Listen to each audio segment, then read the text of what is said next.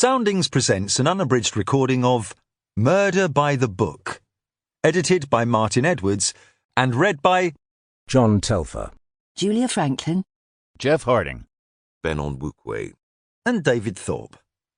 The moral right of the author has been asserted. This performance is owned by Soundings. Introduction. What could be more appropriate than a British Library crime classics anthology of short stories concerned with the world of books? This collection gathers together an assortment of mysteries linked by a literary theme of one kind or another.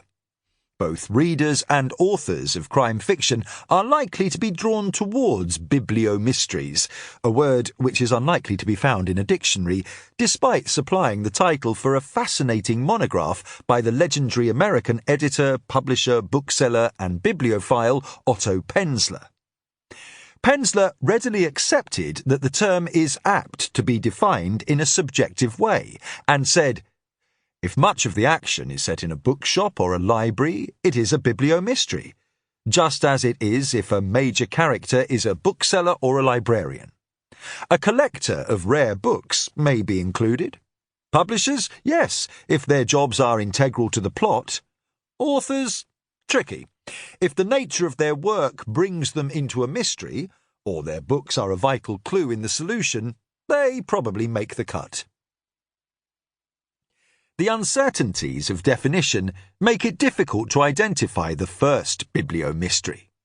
One candidate, favoured by Penzler, is the little-known Scrope or the Lost Library, which was published as long ago as 1874 by Frederick Beecher Perkins, in his day a prominent editor and librarian from a well-known American family, but which is long forgotten by crime aficionados. Much of the action of the story takes place in a second-hand bookshop and at book auctions.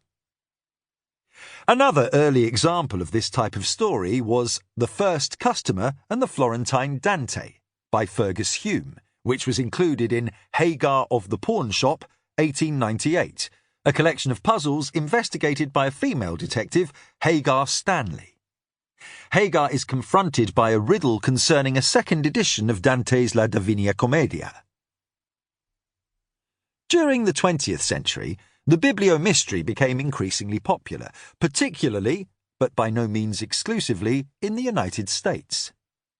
Just after the end of the First World War, Christopher Morley published The Haunted Bookshop, a popular light thriller crammed with book lore. As the critics... Sample complete.